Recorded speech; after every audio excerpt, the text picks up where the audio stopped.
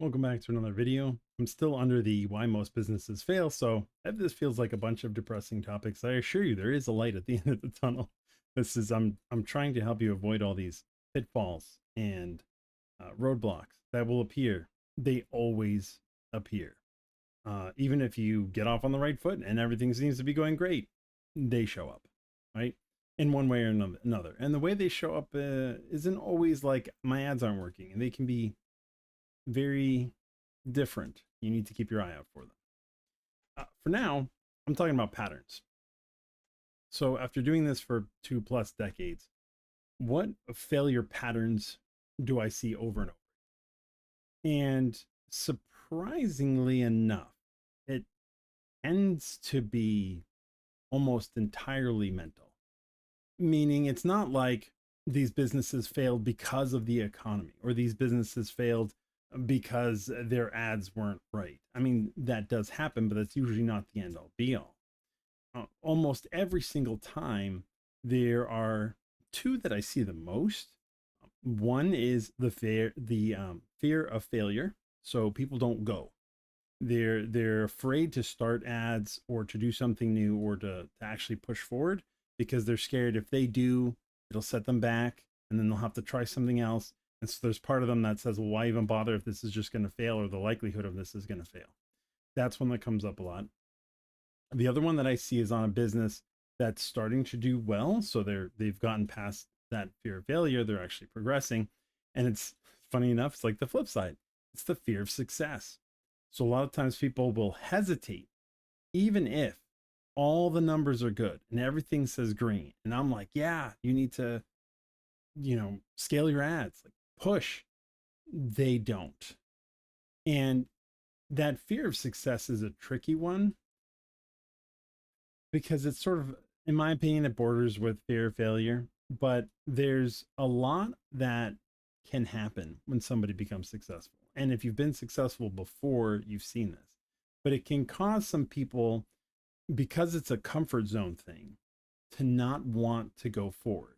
A lot of this can also be seen as risk management, how risk averse you are.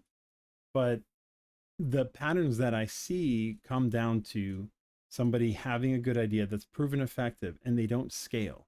So they don't scale, they don't put the money into it. They sort of let it do okay. And then eventually it peters out. They never really put the effort into it. To me, that's someone who's got a fear of success because they, for whatever reason, like everything's telling them to go. They even see it. They're like, yeah, I really should. And then they just don't. That one is hard to see because everything is working right. The fear of failure is a more difficult, but more often I see this kind of pattern of failure for a business because it usually comes up after they're doing something and it stops working. So they start trying some other stuff and those things don't work. And then I'm like, well, you should try these things. And they already have a couple failures under their belt and they don't understand that you need more of these before you get to your success. But now there's this fear of time, effort, and money spent that won't get them results. And because of that, they don't want to do it. And that's the fear of failure. And they will hem and they will haw, and I'll talk to them, week after week, and they just won't progress. Like they won't even try. They'll come up with different angles, they'll set up the ads, but they never actually hit go.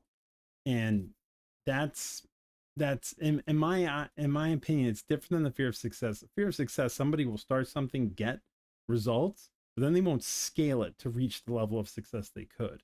This is someone won't even hit go. They just won't.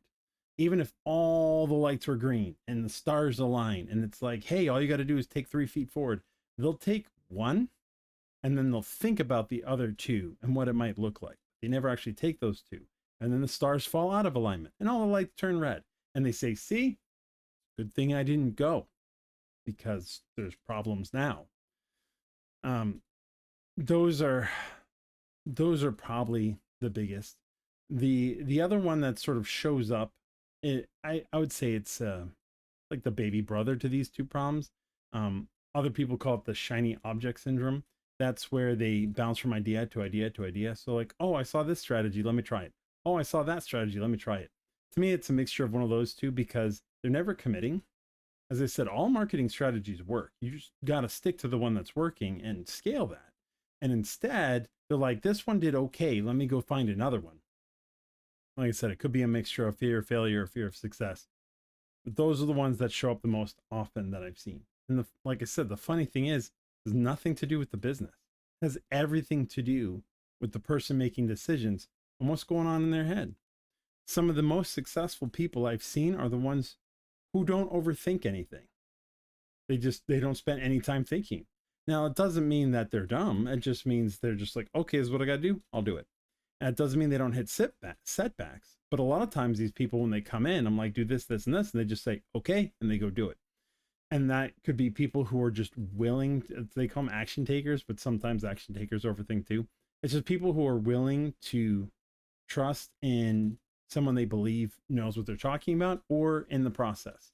They've been through this before. They kind of know it takes a little bit, but they just need a direction to go in because they don't know what direction to go in. And I'm like, hey, try these things, and they willingly try it. Those are the ones that are tend to be successful. It's the biggest difference that I've seen.